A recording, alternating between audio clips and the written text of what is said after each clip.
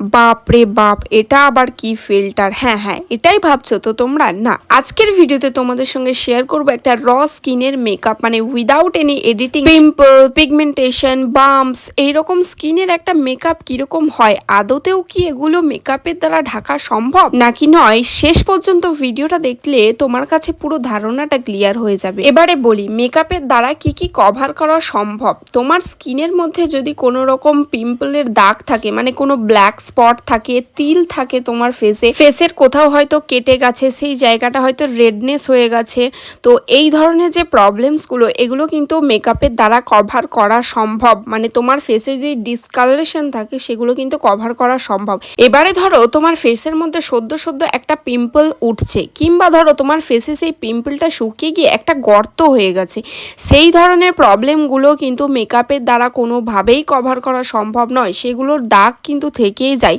তো এই ধরনের প্রবলেমগুলো কিন্তু মেকআপের দ্বারা কোনোভাবেই কভার করা সম্ভব নয়। যারা এই প্রবলেমসগুলো কভার করে তারা হয় এডিটিং করেছে, না হয় ফেস স্মুথনেস ইউজ করেছে।